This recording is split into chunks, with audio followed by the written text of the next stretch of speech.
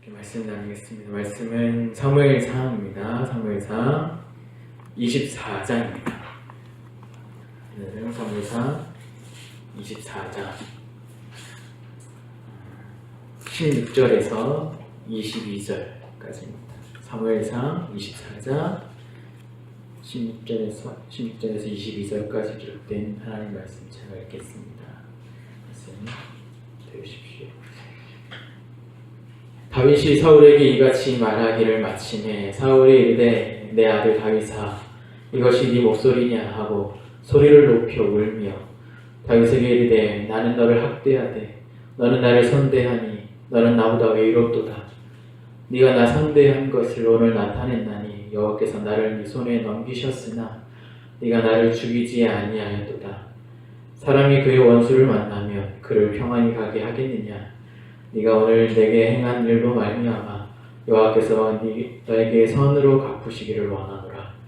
보라 나는 네가 반드시 왕이 될 것을 알고 이스라엘 나라가 네 손에 견고히 설 것을 아노니 그런즉 너는 내 후손을 끊지 아니하며 내 아버지의 집에서 내 이름을 멸하지 아니할 것을 이제 여호와 이름으로 내게 맹세하라 하니라.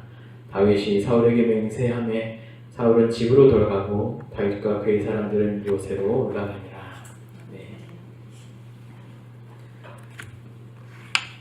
오늘 말씀은 사무엘상 24장에 기록된 하나님 말씀을 살펴보려고 합니다. 오늘 강설의 제목을 신자의 의로운 판단이라고 지어봤습니다. 신자의 의로운 판단. 오늘 24장은 22장 앞에 22장 그리고 23장의 교훈과 이렇게 연결지어서 이렇게 생각해 볼 필요가 있습니다. 왜냐하면 다윗이 이제 본격적으로 사울의 위협에 도망 다니기 시작할 때부터 하나님이 다윗을 왕으로 만들어 가시기까지 정말 왕다움으로 만들어 가시기까지 이렇게 은근히 반복해서 이렇게 계속 반복해서 그것을 부각시켜서 가르쳐주고 있는 교훈이 있거든요. 그래서 꼬리에 꼬리를 물어서 이렇게 계속 맥락이 이어지고 있는 겁니다. 그래서 이 시간 22장까지는 아니어도 23장 이야기만큼은 좀 이렇게 다시 한번 짚고 넘어갈 필요가 있겠다 생각이 됩니다. 그래서 자, 23장에서 무슨 일이 있었죠?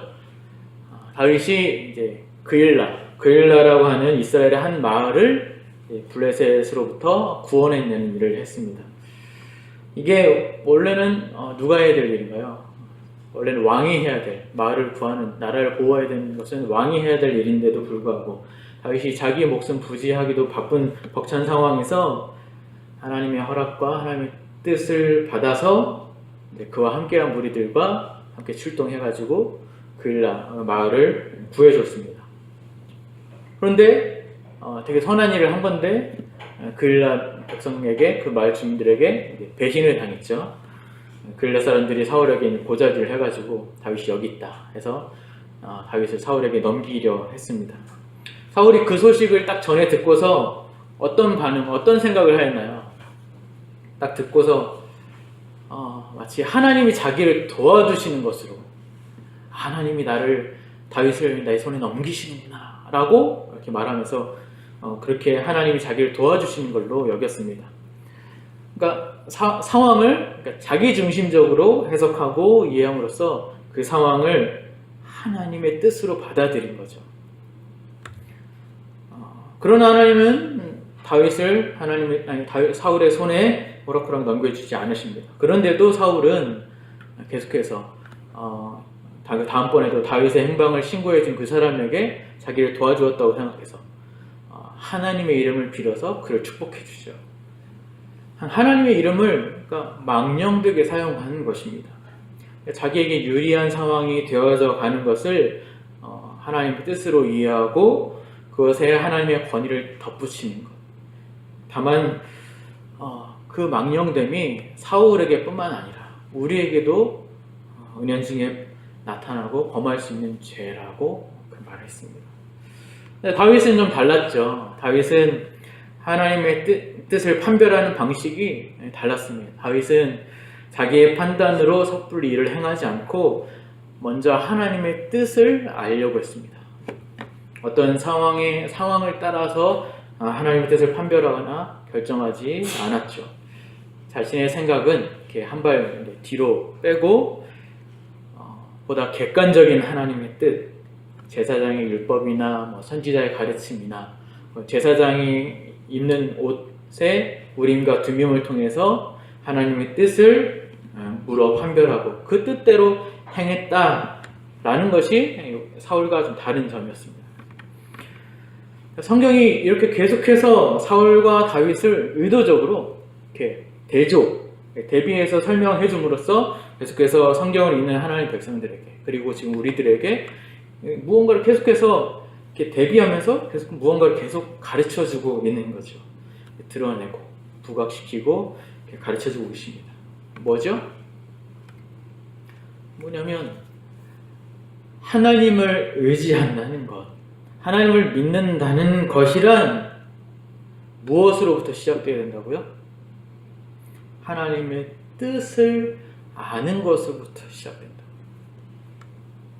그러니까 하나님의 뜻은 전혀 헤아리지도 않고 그저 내가 내 생각대로 한 일을 다 벌려놓고 나서 그 다음에 하나님을 의지한답시고 하나님의 힘을 의지하고 하는 것은 결국에는 하나님을 이용하려고 하는, 하나님을 의지하는 것이 아니라 하나님의 힘, 하나님의 능력, 하나님의 권위를 이용해 먹는 것과 같다라고 했습니다. 그래서 망령되는 것이죠. 그러니까 사무엘상 앞에서 내내 이렇게 다윗 등장하기도 전에 계속해서 하나님이 강조해서 가르쳐 주셨던 순종이 제사보다 낫고 듣는 것이 수장의 기름보다 낫다라고 하는 이 말씀이 다윗의 이 고난 가운데, 이 막막한 현실 가운데서 계속해서 가르쳐지고 있는 거예요. 다윗이 그전에는 이렇게 하나님 말씀을 물으려고 하지 않았어요. 그냥 자신이 알고 있는 대로 하나님 그냥 기본 상식 안에서 혈기로 골리앗 앞에 나가고 당당하게 겁도 없이 나가고 점점 고난 속에서 하나님의 뜻을 묻는 것을 먼저 하게 됩니다. 하나님의 뜻을 아는 것 뭔가요? 하나님의 뜻을 아는 것 기도 많이 해야 된다는 소리인가요? 단순히 그것이 아니라고 했죠. 하나님의 뜻을 아는 것이 다만 기도로 이해돼서는 안 된다고 했습니다. 물론 기도해야죠. 하지만 기도는요, 하나님의 은혜를 구하는 수단이고, 나의 무능함을 하나님 앞에서 표현하는, 그리고 나의 감사를 하나님 앞에서 표현하는 하나의 외적인 고백인 것이지, 신앙의 목적도 아니고 본질도 아니라고 했습니다. 우리가 결국에 주목해야 될 것은, 결국에 목적으로 삼아야 할 것은, 그리고 우리가 결국에 지향하고 추구해야 될 것은 하나님의 뜻의 본질인 오직 성경 말씀이라고 했죠. 기도 당연히 중요하죠. 그런데 기도는요, 기도한다고 하나님의 뜻을 알 수는 없어요. 말씀 제쳐놓고 기도한다고 하나님의 뜻을 알 수 없어요. 기도는요, 우리가 밥을 먹기 위해서, 배고파서 밥을 먹기 위해서 엄마 나 밥 좀 차려주세요 하는 것과 같아요. 양식을 주시는 하나님 앞에 나아가는 행위인 거죠, 기도는. 그런데 밥 달라고 해놓고, 엄마 밥 좀 주세요 해놓고 정작 차려주는 밥은 먹지 않으면 뭐합니까? 그러니까 결국에 성경이 우리에게 무엇라 가르쳐 주시는지로 우리의 관심이 가지 않으면, 우리 관심이 기울여지지 않으면 우리는 밥은 먹지 않으면서 건강하기를 바라는 것이나 마찬가지인 것이죠. 혹은 쫄쫄 굶어가면서 다이어트는 싹 해가지고 어떻게 하면 내가 예뻐 보이려나 근심하며 거울만 쳐다보고 있는 모습. 그러니까 도저히 건강할래야 건강할 수 없는 그런 어리석은 모습이기도 하기 때문에 우리 자신의 믿음을 위해서, 그리고 건강하고 복되고 거룩한 삶을 살기 위해서 성경 안에서 답을 찾는, 성경 안에서 하나님의 뜻을 알려고 하는 그런 고민과 열심과 실천이 반드시 있어야 한다는 것입니다.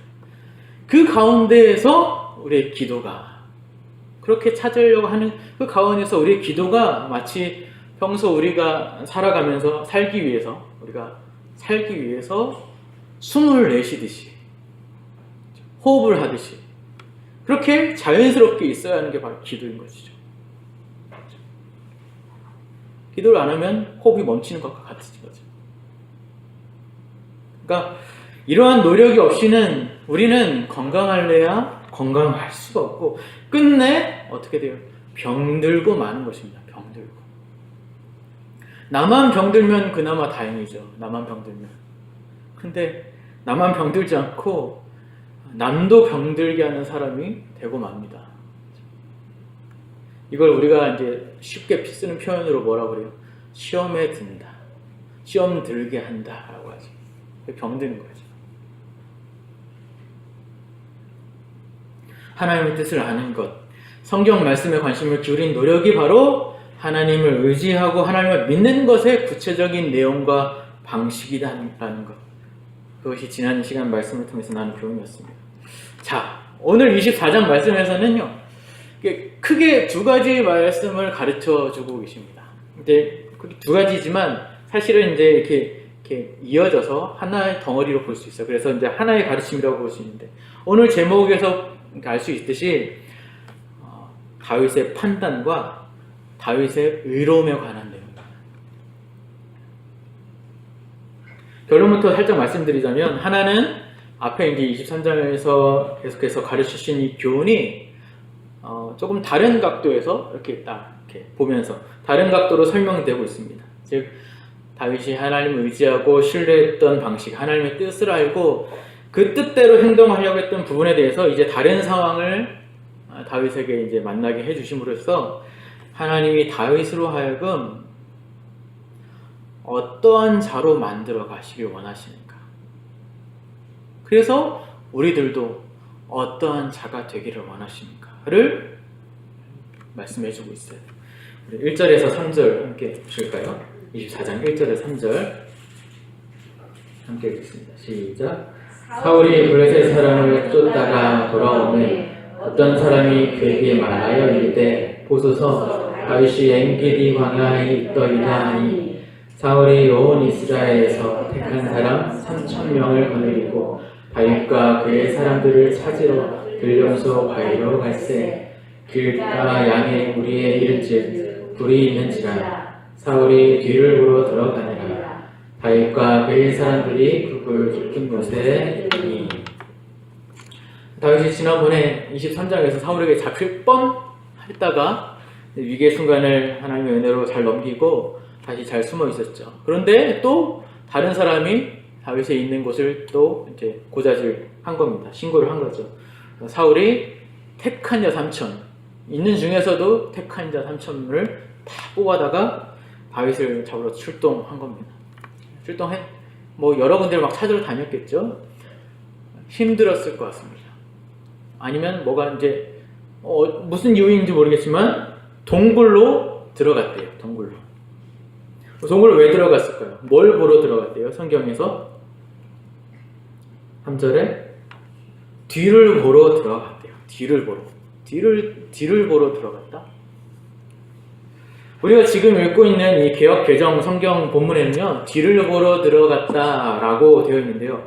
이 성경이 바뀌기 전 개역 한글 성경에서는 뭐라고 부르냐면 발을 가리우러 들어갔다, 혹은 발을 덮으러 들어갔다라고 번역을 해놓았어요. 사실 이게 더 정확한 번역이에요. 발을 가리우러 들어갔다. 왜냐하면 히브리어 원어가 사실 이렇게 설명하고 있거든요. 발을 덮으러 들어갔다, 발을 가리우러 들어갔다가 원래 히브리어 그대로의 뜻이에요. 그런데 왜 개역개정에서, 지금 우리가 쓰는 개역개정에서 뒤를 보러 들어갔다라고 해놓은 것이냐면, 원래 이제 발을 가리우다, 발을 덮는다라는 표현이 이 당시 히브리인들 안에서 두 가지의 의미를 내포하고 있었기 때문입니다. 두 가지 의미를 표현하고 있는 관용적인 표현이었거든요. 그러니까 어떤 이렇게 암호처럼, 잘 못 알아듣는 어떤 암호처럼, 혹은 이렇게 격식을 갖추어서 표현하려고 이렇게 돌려서 표현하고 있는 그런 말인 거예요. 그러니까 왕이 한 행동을 묘사한 거잖아요. 우리도 이렇게 사실은 화장실에 응가를 누러 가지만 말하기 좀 쑥스러울 때는 그냥 화장실 간다, 볼일 보러 간다 이렇게 돌려서 표현하잖아요. 마치 그것과 같아요. 그래서 두 가지 어떤 의미가 있냐면 하나는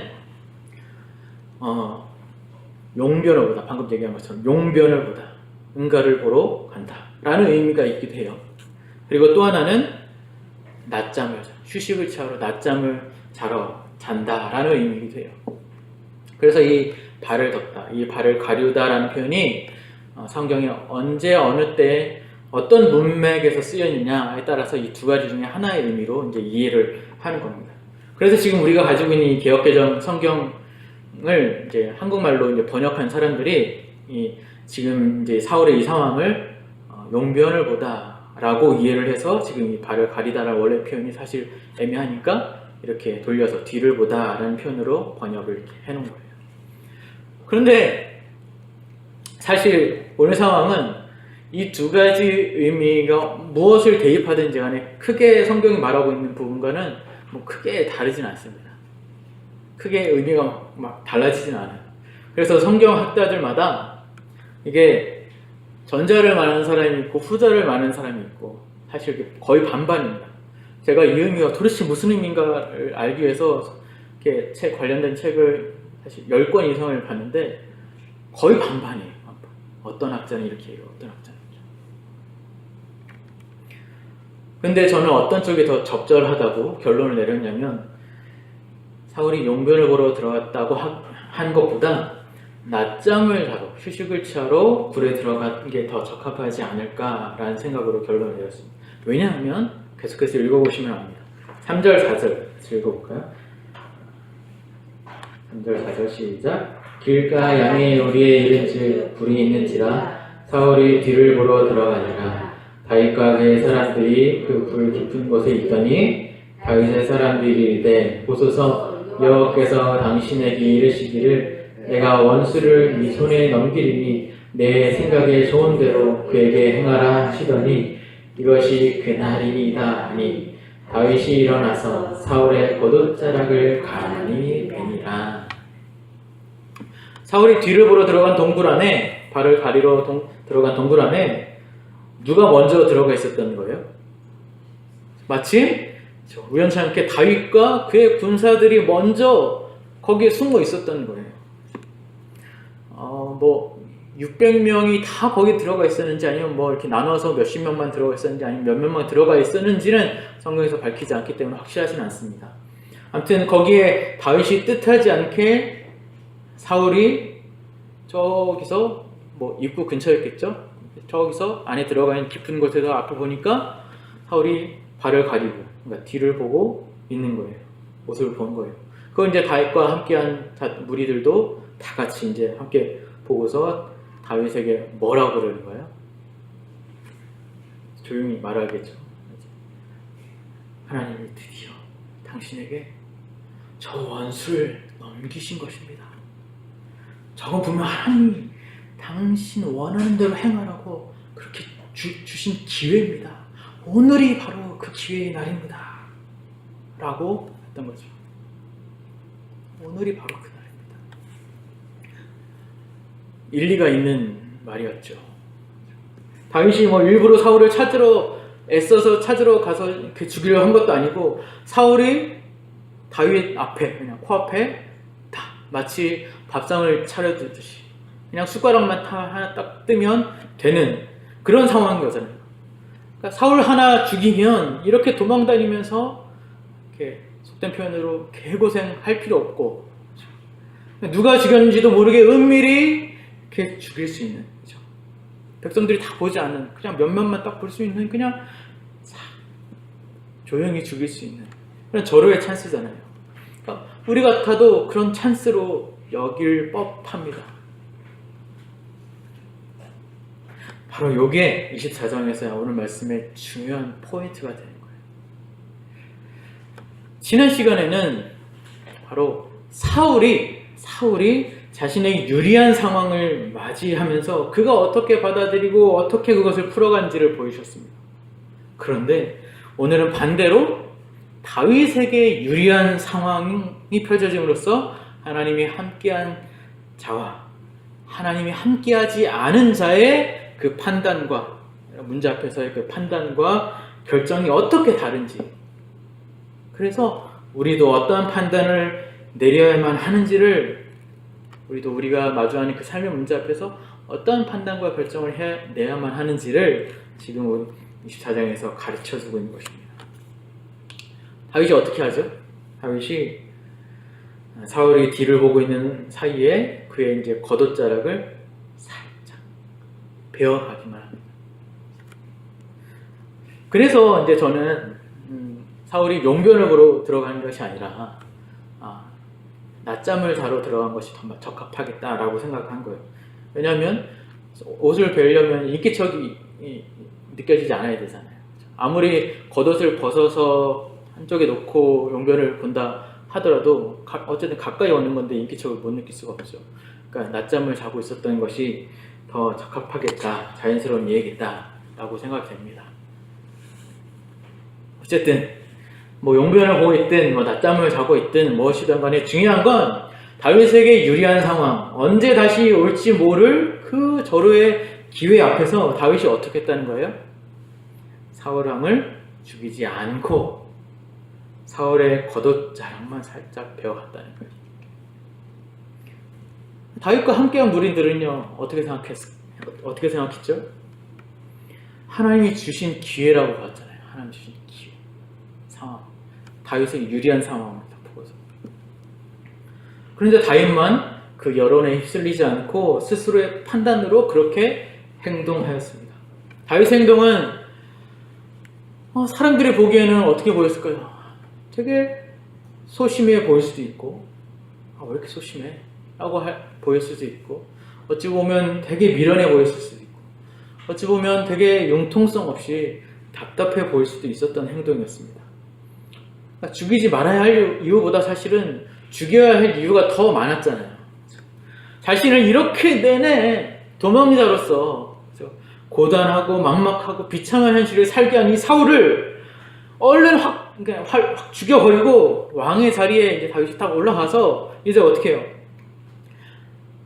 자기뿐만 아니라 이렇게 고생하고 있는 이스라엘을 위해서 이제 이스라엘을 다시 한번 이제 재정비해가지고 하나님이 기뻐하실 나라, 하나님이 영광 받으실 나라, 영광의 나라로 제대로 세워나가면 그게 더 하나님의 영광이 아니었었겠습니까? 그게 함께하는 자들을 위해서도, 아니 이스라엘 전체를 위해서도, 그리고 다윗 자신을 위해서도 더 맞지 않았을까요? 그래서 다윗과 함께한 무리들이 그렇게 제안한 것이죠. 이날이 지금이 기회입니다. 하지만 다윗은 그렇게 하지 않았습니다. 다윗의 실수였을까요? 다윗이 기회를 놓친 걸까요? 다윗이 왜 그랬는지가 설명되고 있습니다. 5절에서 7절 같이 읽겠습니다. 5절에서 7절 시작.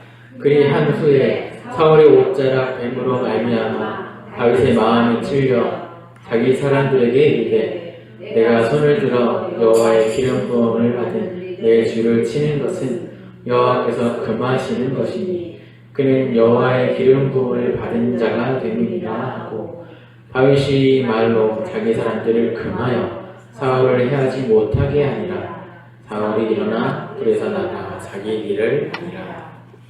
다윗은 사울의 옷자락을 벤 것만으로도 어땠대요? 마음이 찔렸다고 합니다. 다윗의 죽인 것도 아니고 뭐 살짝 상처를 입힌 것도 아니고 옷자락을 살짝 벤 것만으로도 마음이 찔렸대요. 왜요? 왜 마음이 찔렸을까요? 여호와의 기름 부음 받은 왕을 해하는 것은 누가 금하시는 것이라고요? 여호와 하나님께서 금하시는 것이라고요. 그러니까 다윗은 지금 무엇 때문에 마음에 찔림, 무엇 때문에 양심의 가책을 느끼고 있는 건가요? 윤리적인 양심의 가책을 느끼고 있는 건가요? 아니죠. 신앙적인 양심의 가책을 느끼고 있는 거예요. 윤리적인 양심이 아니라 신앙적인 양심. 즉 왕을 세우신 하나님, 그 하나님의 뜻과 그 하나님의 지혜와 그분이 행하신 그의 권위를 자신이 침해할 뻔한 것에 대하여 마음이 찔린 거예요. 그러니까 다윗은 사울 왕을 죽이는 것이 즉 하나님의 권위에 대한 침범, 하나님의 계획하심과 뜻에 대한 불순종이고 거역이다 라고 여김으로써 그깟 옷자락 하나 살짝 벤 것만으로도 마음이 찔렸다는 거예요.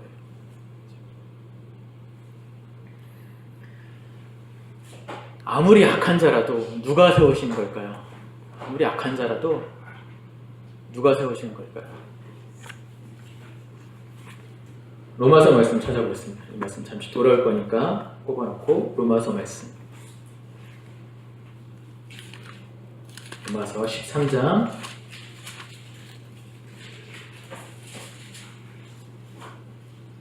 1절에서 2절 이렇게 읽겠습니다. 로마서 13장 1절에서 2절 시작. 각 사람은 위에 있는 권세들에게 복종하라. 권세는 하나님으로부터 나지 않음이 없나니 모든 권세는 다 하나님께서 정하신 바라. 그러므로 권세를 거스르는 자는 하나님의 영을 거스르니 거스르는 자들은 심판을 자취하리라. 악한 자는 사단이 세운 건가요? 마귀가 세운 건가요? 아니요. 아무리 악한 자라도 하나님이 정하시고 하나님이 세우신 거예요. 지금 사도 바울이 그렇게 장담할 수 있었던 이유가 뭘까요? 뭐냐면 로마서 13장 말씀까지 오기까지 로마서 12장까지 오는 이 수많은 교리들의 결론인 거예요. 앞에 로마서가 쭉 앞에서부터 얘기해서 12장까지 오면서 12장부터 이제 신자의 도리를 다 얘기하거든요. 앞에서 구약의 말씀들 쫙 인용하고 풀어 설명하고 또 예수님이 십자가 못 박히신 이유들을 막 설명하고 그래서 우리가 어떻게 됐고 하는 수많은 성경의 교리들을 쫙 풀어 설명한 다음에 12장부터 신자의 도리를 탁 얘기하면서 말하는 이 당당하게 얘기하는 악한 자도 사단이 세운 것이 아니라 하나님이 세웠다라고 하는 것. 즉 하나님의 그 크신 주권과 섭리를 아는 자로서 이렇게 하는 것이 신자의 도리다라고 하는 거예요. 그래서 13장 바로 앞에 13장 이 바로 위에 12장 19절에서 21절까지 이렇게 얘기하고 있습니다. 같이 읽겠습니다. 19절에서 21절 시작. 내 사랑하는 자들아 너희가 친히 원수를 갚지 말고 하나님의 진노하심에 맡기라. 비롯되었을 때 원수 갚는 것이 내게 있으니 내가 갚으리라고 주께서 말씀하시니라. 네 원수가 줄이거든 먹이고 목마르거든 마시게 하라. 그리함으로 내가 숯불을 그 머리에 쌓아 놓으리라. 악에게 지지 말고 선으로 악을 이기라. 원수는 누가 갚는다고요? 내가? 여러분 자신이요? 아니죠. 하나님이 갚으신다고요. 그러므로 13장 1절 이렇게 된 거예요. 권세 있는 자들에 대하여서도 마찬가지다. 그 악한 권세자들조차도 하나님의 선한 뜻을 위해서, 즉 우리를 위해서 세운 것이기에 세우신 그분이 그분의 때가 되어서 악한 자를 심판하시고 그 악한 자를 대신하여 내가 그 자리에 오르는 것도 내가 스스로 하는 것이 아니라 하나님이 오르게 하실 일이다. 하나님이 하실 일이다. 그러니 악을 악에게 악으로 갚지 않고 선으로, 그러니까 단순히 착한 일로 갚으라는 소리가 아니에요. 여기서 선이란 하나님이 기뻐하신 뜻, 하나님의 뜻대로 행하라고 하는 거예요. 이것이 하나님을 아는 자들로서의 하나님의 뜻을 가장 맨 앞에 두는 거룩한 판단입니다. 그리고 하나님께 맡기는 믿음의 행위요, 하나님을 아는 자들로서의 신앙의 넉넉함입니다. 넉넉함. 그래서 그러한 믿음의 분량대로 다윗도 자신이 주도적으로 사울을 끌어내리지 않고 자기 자리에서 할 수 있는 최선만을 다 하는 것이죠. 사울이 무서워서 아무것도 못하고 있었던 것이 아니죠. 하나님을 믿음으로, 하나님 그분이 어떤 분이시고 그가 행하신 일들을 알기에 그분을 믿음으로 기다리고 열심히 도망 다니고 도와야 될 사람들을 돕고 열심히 하나님의 뜻을 묻고 찬송하고 그렇게 하는 것입니다. 그래서 이제 자신과 함께한 무리들에게도 사울을 해하지 말라고 금했던 것이죠. 다윗의 이런 행동은 하나님의 뜻을 판단하는 것에 있어서 아주 중요한 기준점을 우리에게 시사해주고 있습니다. 아까도 말씀드렸지만 사무엘상 23장에서 강조했던 것, 바로 하나님의 뜻을 판별할 때에, 하나님의 뜻을 판단할 때에 사울처럼 상황에 따라서 판별하는 것은 옳지 않다. 자기에게 유리한 상황이 전개되어져 가는 것을 보면서, 혹은 자기가 원하는 대로 상황이 막 흘러가는 것을 보면서 그것이 하나님의 뜻이냐 단정 지을 수 없다. 그것은 하나님의 이름을 자기 멋대로 갖다 붙이는 망령된 것이다 라고 했습니다. 우리의 삶의 여러 가지 문제 앞에서 하나님의 뜻은 하나님이 허락하신 방식과 하나님이 하신 명령을 기준으로 판단하는 것입니다. 다시요. 하나님이 허락하신 방식과 그의 명령에 따라 판단하는 거죠. 왜요? 하나님이 온 세상 만물의 주인이시고 왕이시기 때문입니다. 하나님이 허락하신 방식과 그의 명령을 기준한다, 그에 따라 판단한다라는 말이 무슨 말이죠? 지금 사무엘상, 이 다윗의 때는 선지자 혹은 제사장이 가르친 율법, 그리고 제사장이 가지고 있었던 에봇의 우림과 두명을 통해서 가지고 하나님의 뜻을 묻고 판단했습니다. 그렇죠? 그것이 그 당시에 하나님이 허락하신 방식이고 하나님이 그렇게 하도록 하신 명령입니다. 물론 하나님은 다르게도 말씀하셨습니다. 어느 한 개인에게 이제 개별적으로 나타나서 이렇게 음성으로 혹은 이렇게 환상으로 이렇게 말씀하시기도 했습니다. 하나님은 각자의 상황과 처지에 따라서 독특한 방식으로서 어떻게든 일하실 수 있는 분이십니다. 하지만 그것을 받아들이는 우리 입장에서 사람은요, 누구나 자기 자신만을 위하는 욕심이 본성적으로 누구에게나 다 가지고 있습니다. 자기 자신만을 위하는 욕심, 다른 말로 자존심이라고 표현하기도 하고, 그래서 상황에 따라, 돌아가는 상황에 따라서 내 생각, 내 욕심, 내 의지가 막 강해지다 보면 그만큼 마음에 간절하게 품어지다 보니까 마치 그 마음에 품었던 그것이 하나님께서 내게 말씀하신 것처럼 여겨져서 그것이 하나님의 뜻인 양 받아들여질 수 있는 일들이 있을 수 있다는 거예요. 우리 그렇게 종종 속아요. 그래서 사람은 각자의 경험과 각자가 터득한 지혜에 따라 이렇게 헛된 망상을 만들어내기도 하고, 그것이 실제로 있는 것처럼, 진짜 실제 있는 것처럼 믿기도 하고요. 사단이 그걸 교묘하게 우리로 하여금 속이기도 합니다. 사람은 그런 약점을, 그리고 그런 유혹을 쉽게 받아요. 누구나 다 그래요. 그래서 하나님의 뜻의 판별은 늘 스스로 개인적인 혹은 주관적이어서는 안 되고 늘 객관적이어야 됩니다. 객관적이라는 것은 뭔가요? 객관적이라는 것은 이미 보편적으로 증명되어 있는 분명하고 확고한 사실, 그리고 역사적으로나 권위적으로나 무엇이로부터 보편적인 상황 가운데 진짜라고 입증이 된 것을 말해요. 진짜 보편적으로 입증된 것. 그러니까 상황과 환경이 되어져가는 흐름을 보고서 혹 내가 경험한 것이나 다수의 여론에 의해서 하나님의 뜻의 그 진위를 판단하는 것이 아니라 지금 우리에게 허락하신 객관적인 방식과 객관적인 하나님의 명령, 객관적인 하나님의 뜻, 뭐예요? 오직 성경 말씀. 다 모두에게 주신 객관적인 하나님 말씀, 성경. 우리 가운데 분명하게 세워진 사실, 변치 않는 진리, 성경에 기록해 두신 하나님 말씀을 따라 모든 것을 판단하고 결정하고 믿고 행해야만 하는 것입니다. 그래서 성령 하나님께서, 우리가 알고 있는 성령 하나님께서 무엇을 가지고 일하시기를 기뻐하시냐면 말씀을 가지고 일하시기를 기뻐하시나요? 말씀을 가지고 역사하시고 말씀을 가지고 우리를 인도해 가십니다.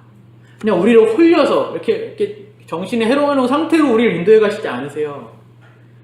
정신을 놓아버린 상태로 그냥 끌고 가지 않으신다고요. 말씀을 가지고 우리의 생각을 바꾸시요. 우리의 가치관을 바꾸시고. 가만히 생각해 보세요. 우리가 나름의 자기 상황과 각자가 꾼 어떤 꿈이나 어떤 음성, 그런 주관적인 것들이 그것이 진짜 그게 정말로 진짜인지 혹은 가짜인지 나 스스로가 어떻게 증명할 수 있겠어요? 나 스스로가 나를 그렇게 믿을 수 있나요? 내가 뭐라고요? 내가 꿈을 꿨어요. 너무나 확실해. 지금의 내 상황과 결부된 어떤 이렇게 막 꿈을 꿨어요. 그래서 이게 하나님 뜻인가 보다. 이렇게 할 수 있는, 그게 진짜인지 가짜인지 어떻게 믿을 수 있어요?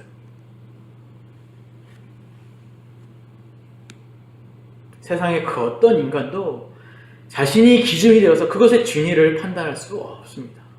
어떤 사람도요. 그래서 객관적인 방식과 명령, 즉 오직 성경 말씀만을 가지고 하나님의 뜻을 판별하는 것이 우리의 자세이고 참 신앙인 것입니다. 이렇게 돌아가는 상황이나 환경을 보고서 이렇게 막 되어져가는 일들을 보면서 하나님의 뜻을 조심스럽게 이렇게 예상하거나 혹은 이렇게 마음에 준비를 하거나 혹은 이렇게 가늠해 볼 수는 있죠. 조심스럽게. 하나님이 이렇게 일하시려나 하는 어떤 이렇게 가늠, 예상 하는 정도는 할 수 있겠지만 그것으로 단언할 수는 없는 거예요. 누구에게 어필할 수도 없는 거예요. 주의하셔야 돼요. 주의.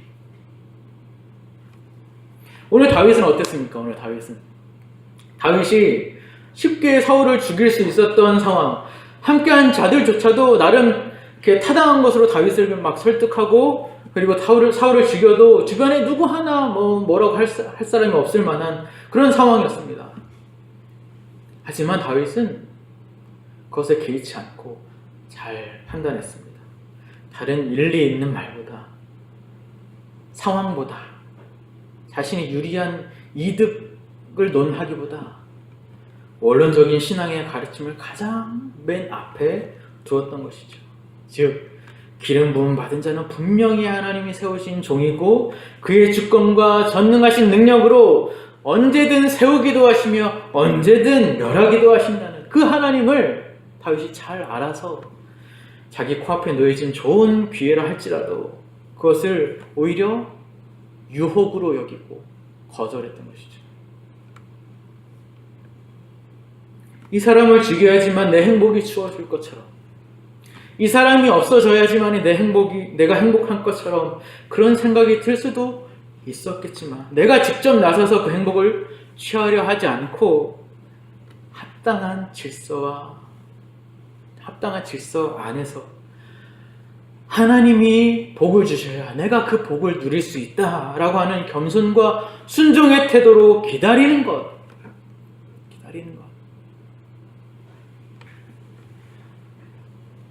힘들죠. 힘들어요. 눈앞에 그냥 딱 잡기만 하면 되는 건데, 이렇게 해도 누가 뭐라 할 사람이 없는데 안 하는 것, 안에서 손해를 보는 것, 힘들어지는 것, 힘들죠. 언제 그 약속을 이루실지 가늠할 수 없을 때면 정말 하루하루가 한숨이죠. 누가 와서 막 너 왜 이렇게 미련하게 사냐? 네가 그렇게 믿음이 좋냐? 언제까지 그러고 사나 보자 라고 옆에서 와서 찌르기로 할 때면 어떤 생각이 들까요? 다 겪어봐서 아시죠? 아, 이렇게 사는 게 맞나? 아, 이렇게 손해보고 사는 게 잘 사는 건가? 그냥 내가 조금 다른 선택을 좀 하면 나뿐만이 아니라 다른 사람들 다 행복해질 텐데, 아, 내가 마음을 바꿔봐, 그냥 해버려? 하는 그런 의구심이 들 수도 있습니다. 쉽지 않죠. 그래서 때론 말씀대로 사는 것이 소극적인 것 같아 보이고, 되게 소극적인 것 같아 보이고, 되게 수동적인 모습처럼 보여질 수도 있습니다. 하지만 이것이 바로 상황보다, 사람보다, 나의 행복보다 하나님 말씀을 가장 맨 앞에 두는 매우 적극적인 신앙이며 하나님의 거룩한 백성다운 의의 모습인 것입니다. 우리 성도님들은 어떻게 살고 계십니까? 삶의 여러 문제 앞에서 무언가를 판단하고 결정하실 때 무엇을 가장 맨 앞에 두세요? 다윗도 물론 사울의 옷자락을 살짝 베긴 했습니다. 아무것도 안 한 것이 아니라 살짝 베긴 했어요. 그것만으로도 마음이 찔렸습니다. 그래서 그 송구한 마음, 그 미안한 마음을, 그 진심을 사울에게 전하죠. 그래서 다시 사무엘상으로 돌아오겠습니다. 사무엘상 24장 8절에서 15절까지 말씀 좀 읽어보겠습니다. 24장 8절에서 15절 시작.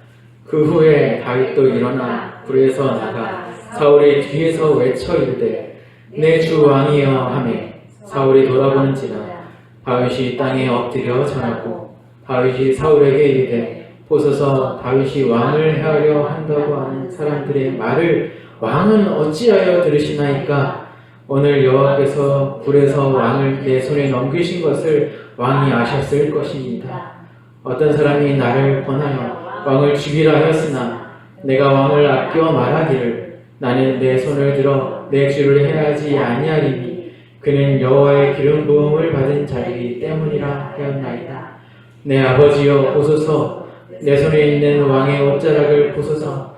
내가 왕을 죽이지 아니하고 겉옷자락만 베었은즉 내 손에 악이나 죄가가 없는 줄을 오늘 아실지니라. 왕은 내 생명을 찾아 해하려 하시나 나는 왕에게 범죄한 일이 없나이다. 여호와께서는 나와 왕 사이를 판단하사 여호와께서 나를 위하여 왕에게 보복하시려니와 내 손으로는 왕을 해하지 않겠나이다. 예속담에 말하기를 왕은 악인에게서 난다 하겠으니 내 손이 왕을 해하지 아니하리이다. 이스라엘 왕이 누구를 따라 나왔으며 누구의 뒤를 쫓나이까? 죽은 개나 벼룩을 쫓음이니이다. 그런즉 여호와께서 재판장이 되어 나와 왕 사이에 심판하사 나의 사정을 살펴 억울함을 풀어주시고 나를 왕의 손에서 건지시기를 원하나이다. 굴에서 자기 진영으로 돌아가는 사울을 부르는 거죠. 돌아가는 사울을 다윗이 부르는 겁니다. 내 주 왕이여. 그리고서는 쳐다보니까 엎드려 절을 합니다. 뭐 하는 거예요? 예의를 갖추는 거죠. 하나님이 사울을 왕으로, 아직까지 하나님이 사울을 왕으로 세우셨고 아직 자신은 그 왕 아래에 있는 자로서 사울을 미워할 법했지만 왕으로서 아직 존대하고 있는 것이죠. 하나님이 허락하신 그 질서를 잘 알고 있는 것이죠. 그리고 이 말을 합니다. 왕이시여 어찌하여 사람들의 헛된 말에 귀를 기울이십니까? 저는 누군가가 당신을 죽이라 하였을 때도 당신을 죽이지 않았습니다. 당신은 하나님의 기름 부음 받은 하나님이 세우신 자이기 때문에 그렇습니다. 누군가가 나에게 당신을 죽이라 했을 때도 나는 당신을 죽이지 않았습니다. 그저 옷을 베었을 뿐입니다. 그러니 나는 당신을 죽일 마음이 결코 없습니다.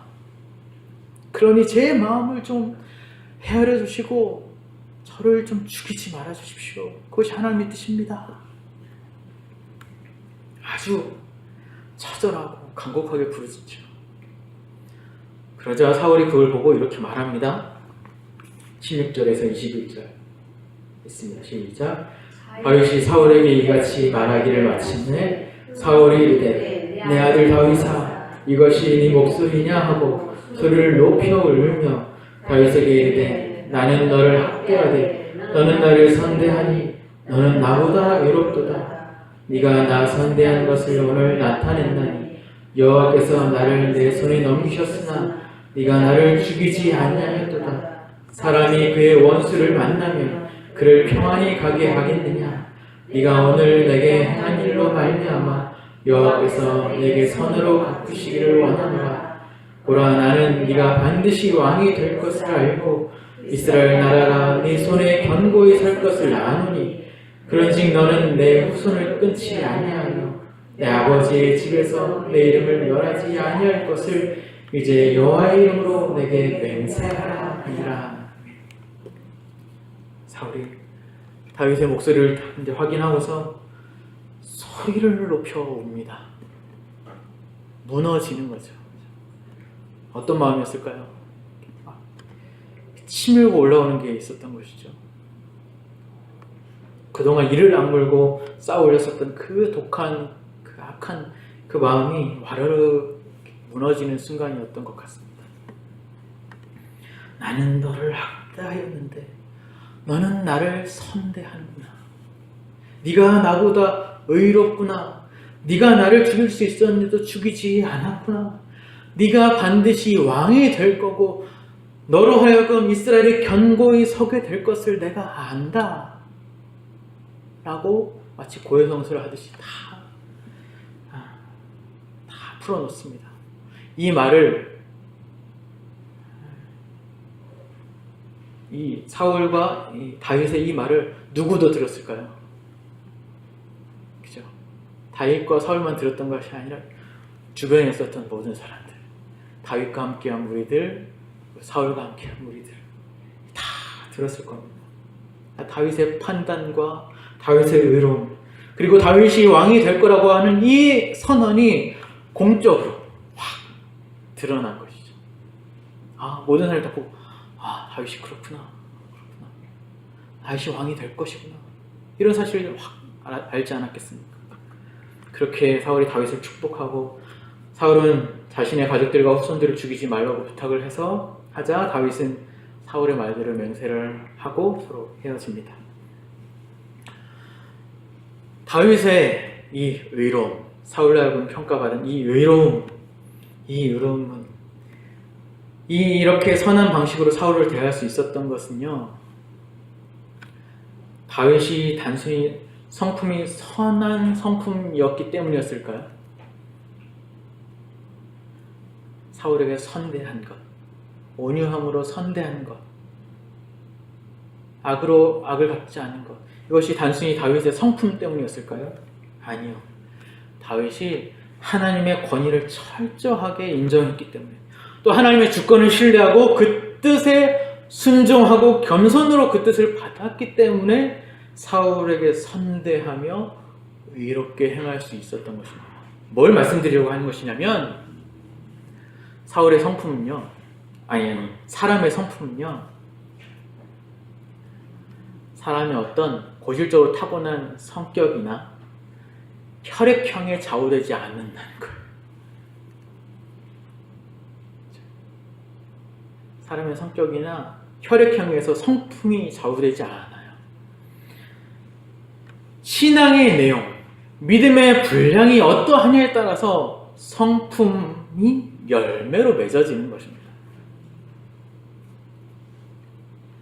성령의 가르치심, 말씀의 교훈에 철저히 제대로 자기 자신을 하나님 앞에 드리고 맡기고 순종하게 되면 그 사람의 성품은 하나님의 성품과 같이 온유할 수밖에 없고 악인에 대하여서도 원수에 대하여서 선대하며 의로운 성품으로 행동할 수밖에 없게 됩니다. 믿음의 내용을 근거로 하기 때문에 그렇게 행동할 수밖에 없어요. 우리 성도님들이 하나님의 뜻을 잘 알아가고 잘 배워가고 더 넓게 더 깊게 하나님에 대해서 알아가면 알아갈수록 무엇이 죄인 줄 알고 그 죄를 멀리하면 멀리할수록 하나님은 성도님들에게서 의로운 열매가 맺어지게 하시도록 역사하실 것입니다. 갈라디아서 5장입니다. 갈라디아서 5장.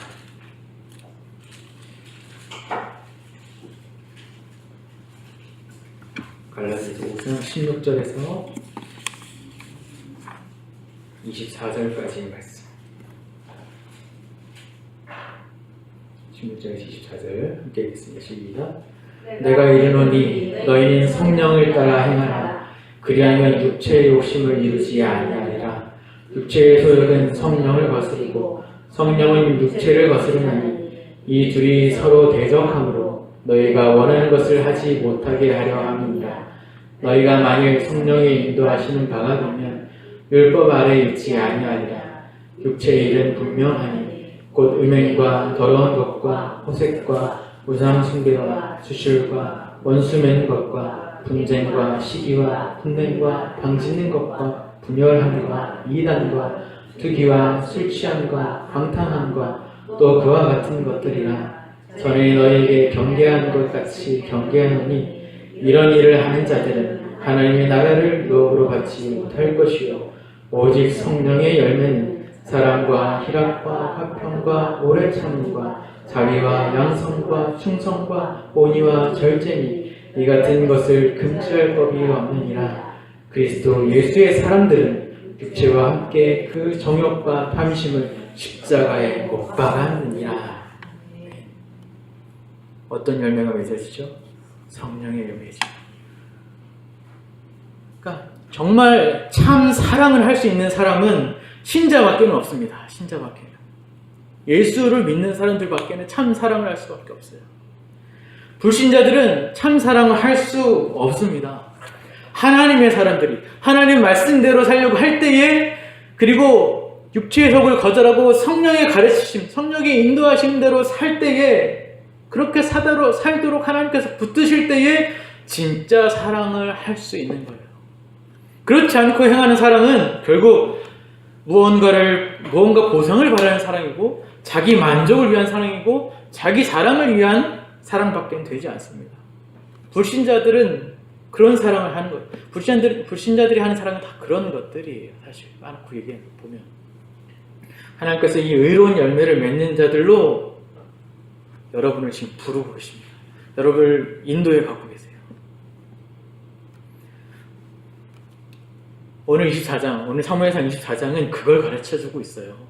22장에서는 하나님을 의지하라, 하나님을 믿으라라는 것을 말씀하셨다면 23장에서는 그 하나님을 의지하고 믿는 구체적인 방식과 내용, 하나님의 뜻을 아는 것이다. 그리고 근데 어떻게 그 뜻을 판단하느냐 해서 그렇게 질문하시죠. 사울에게 유리한 상황 가운데 그가 어떻게 했고, 지금 이제 24장에서는 다윗에게 유리한 상황에서 그가 어떻게 하였는가. 하나님이 사울과 다윗을 다르게 이렇게 어떠한 자로 사울과 다르게 다윗을 어떠한 자로 만들어 가고 계시는지를 보십시오. 신자의 판단과 의를 위해서 일하시는 이 하나님이 보이십니까? 다윗을 이러한 자로 만들어 가고 계시잖아요. 고난 중에, 도망 중에. 다시 한번 여쭙겠습니다. 우리 성도님들은 삶 가운데 하나님의 뜻을 알려고 노력하십니까? 삶의 여러 문제들 앞에서 무엇을 가지고 판단하십니까? 눈앞에 닥친 행복을 놓칠까봐 전전긍긍하며 조마조마하며 사시지는 않으십니까? 내 앞에 놓인 이 절호의 찬스, 언제 또 다시 올지 모를 이 기회 앞에서 무엇을 기준으로 판단하고 행동하십니까? 그 어떠한 상황에서라도 과연 성경이 무엇라 말씀하고 계시는지를 더 깊이, 더 열심히 생각하고 고민하며 더 소중히 여기며 그것만이 나를 가장 안전하고 복된 길로, 거룩한 길로 인도하신다는 것, 하나님이 이리로 여러분들을 인도하고 계신다는 것, 이러한 자들이 되게 하신다는 것, 그래서 이 지금의 여러분의 현실을 허락하셨다는 것을 마음속에 깊이 이해하시고 기억하시길 바랍니다. 이 하나님의 놀라운 지혜와 부르심과 손길 앞에서 아멘으로 순종하셔서 하나님이 주시려고 하시는 거룩한 약속의 참된 복을 받아 누리며 사시는 우리 성도님들 다 되시기를 바라겠습니다. 기도하겠습니다. 하나님 아버지 감사합니다. 우리가 어떠한 자가 되기를 원하시는지 오늘 다윗과 사울의 모습을 통해서 배웠습니다. 우린 연약합니다. 우린 무지합니다. 우린 죄인입니다. 그러나 우리는 하나님의 자녀들입니다. 그리스도께서 우리를 위해 십자가를 지셨고 우리가 할 수 없는 구원을 이루셨습니다. 그것이 우리의 유일한 자랑이며 자격인 줄로 믿사오니 담대하게 그리고 당당하게 그리스도를 따르게 하여 주시옵소서. 그리스도를 바라보며 그를 닮게 하여 주시옵소서. 우리의 판단과 우리의 성품이 하나님 보시기에 의로워지기를 바랍니다. 성령께서 우리를 가르치시고 이끌어 가실 때마다 마음의 찔림을 받을 때마다 주의 말씀 앞에서 아멘으로 순종하는 참 신자다운 모습 되어갈 수 있도록 은혜를 부어주시옵소서. 살아계신 예수 그리스도 이름으로 기도합나이다. 아멘. 찬송가 한 장만 하시고 기도하시겠습니다. 찬송가 449장입니다.